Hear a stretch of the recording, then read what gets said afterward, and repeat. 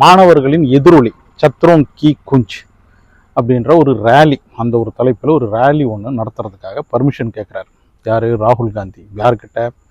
மத்திய அரசுக்கிட்ட, அதாவது பிஜேபி அரசுக்கிட்ட. மாணவர்களின் எதிரொலி அப்படின்ற பேரில் ராகுல் காந்தி ஒரு ரேலியை நடத்தினா அங்கே எவ்வளவு கூட்டம் வரும் அப்படின்றது பிஜேபி அரசுக்கு தெரியுது. அதனால் என்ன பண்ணுறாங்கன்னா பர்மிஷனை ரிஜெக்ட் பண்ணுறாங்க.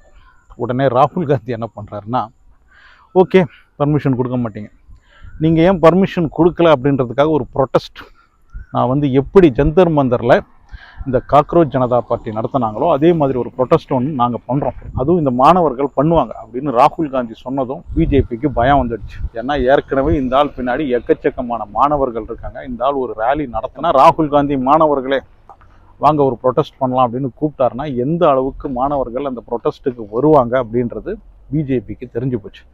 சரி பர்மிஷன் தானே நாங்கள் கொடுத்துட்றோம், நாங்கள் ஏன் முதல்ல இல்லைன்னு சொன்னோன்னா அந்த இடம் சரியில்லை அதனால் இல்லை அப்படின்னு சொன்னோம், உங்களுக்கு அந்த இடத்துல ரேலி நடத்தணும் அப்படின்னா நடத்திக்கங்க அப்படின்னு பர்மிஷன் கொடுக்குறாங்க. ராகுல் காந்தியும் அந்த ரேலிக்கான ஏற்பாடுகளை நடத்துகிறாரு. அந்த நேரத்தில் இந்த ரேலி நடக்கிற கிரவுண்டில் கொஞ்சம் மழை பெஞ்சு தண்ணி இருந்திருக்கு. இவங்க என்ன பண்ணுறாங்க, அதோடு சேர்ந்து அங்கே இருக்கிற அந்த ட்ரைனேஜ் வாட்டரையெல்லாம் அந்த கிரவுண்டுக்குள்ளே விட்டுடுறாங்க, கழிவு நீரையெல்லாம் அந்த கிரவுண்டில் விட்டுறாங்க. மொத்தமாக அந்த ரேலி நடக்க வேண்டிய இடத்துல ஃபுல்லாக கழிவு நீர். மாலை 6 மணிக்கு ராகுல் காந்தியோடைய அந்த ரேலி நடக்க போகுது. 1 மணிலேருந்து மக்கள்லாம் அங்கே பார்க்குறாங்க. பார்த்தா ஒரே கழிவு நீராக இருக்குது அந்த கிரவுண்டில். இருந்தும் மக்கள்லாம் கொஞ்சம் கொஞ்சமாக வராங்க. மாணவர்களின் எதிரொலி அப்படின்னு ராகுல் காந்தி ஒரு ரேலி நடத்தும் போது நம்ம கண்டிப்பாக அதில் இருக்கணும் அப்படின்ட்டு அந்த மாணவர்கள்லாம் வராங்க. அந்த ரேலிக்கு மாணவர்கள் வரக்கூடாது அப்படின்றதுக்காக அந்த பிரயாக்ராஜ் அந்த ஏரியாவை சுற்றி இருக்கிற கல்லூரிகள்லாம் திடீர்னு ஒரு இன்டர்னல் டெஸ்ட் ஒன்று வைக்கிறாங்க, அறிவிக்காத ஒரு இன்டர்னல் டெஸ்ட் வைக்கிறாங்க. அப்படி வைக்கும்போது இந்த மாணவர்களால் அந்த ரேலிக்கு போக முடியாது அப்படின்றதுக்காக அந்த டெஸ்ட்லாம் வைக்கிறாங்க. இருந்தும் மாணவர்கள் கொஞ்சம் கொஞ்சமாக வராங்க. லாரியில், ட்ரக்கில், புல்டோசரில் அப்படின்னு கொஞ்சம் கொஞ்சமாக மாணவர்கள் சேர்ந்து அந்த ரேலி நடக்கிற 6 மணிக்கு அங்கே சேர்ந்த கூட்டம் எவ்வளோ தெரியுமா? 50,000க்கும் மேலே. ஸோ அப்படியெல்லாம் மாணவர்கள் அந்த ரேலிக்கு வர்றதை தடுக்கிறதுக்காக இவங்க முயற்சி பண்ணாலும் கிட்டத்தட்ட 50,000 பேருக்கு மேலே அந்த ரேலிக்கு வராங்க. அங்கே ராகுல் காந்தியோடைய அந்த பேச்சை கேட்குறாங்க.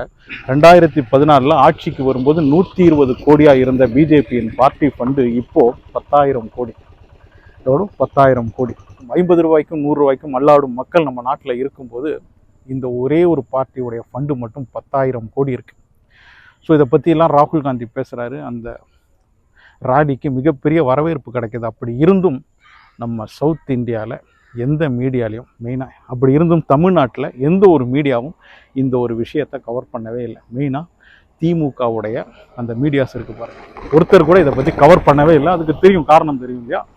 ராகுல் காந்தி, அதாவது காங்கிரஸ் திமுகவிலிருந்து பிரிஞ்சு போன அந்த கோபம், இப்பேற்பட்ட ஒரு ரேலி, மாணவர்களுக்கான ஒரு மிகப்பெரிய ரேலி நடந்திருக்கும் போது அதை பற்றி ஒரு விஷயம் கூட கவர் பண்ணல. அதுக்கு பதிலாக அமித்ஷா தமிழ்நாட்டுக்கு வந்ததை பற்றி தான் இவங்க திமுகவுடைய அந்த சேனல் கவர் பண்ணிகிட்டு இருந்தாங்க.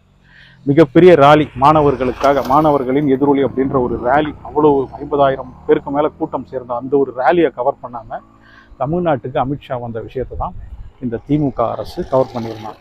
2014 எப்படி நரேந்திர மோடி வரும்போது மக்களுடைய மிகப்பெரிய ஒரு அலை ஒன்று வீசிச்சு, மக்கள் அவருடைய மீட்டிங்கெல்லாம் அலை அலையாக திரண்டாங்களோ, இப்போது இந்தியாவின் இளைஞர்களின் ஒரு மிகப்பெரிய தலைவராக ராகுல் காந்தி உருவெடுத்திருக்கிறாரு. அவர் போகும் இடங்கள்லாம், அவர் போடுற மீட்டிங்கெல்லாம் இளைஞர்கள் அலை அலையாக திரண்டு வராங்க. ஸோ இளைஞர்களுக்கான ஒரு தலைவராக ராகுல் காந்தி உருவாகியிருக்காரு. ஒரு பக்கம் கரப்பாம்பூச்சிங்க பிஜேபியை கடிச்சிக்கிட்டு இருக்கும்போது, இன்னொரு பக்கம் இளைஞர்கள் ராகுல் காந்திக்கு பின்னாடி பெரும் திரளாக திரண்டுக்கிட்டு இருக்காங்க. 2029 நாடாளுமன்ற தேர்தலில் இந்த மாணவர்களின் எதிரொலி மிகப்பெரிய ஒரு மாற்றத்தை கொண்டு வரும் அப்படின்றது தான் இந்த ஒரு ரேலி இப்போ நமக்கு சொல்லுது. Thank you for this love and affection.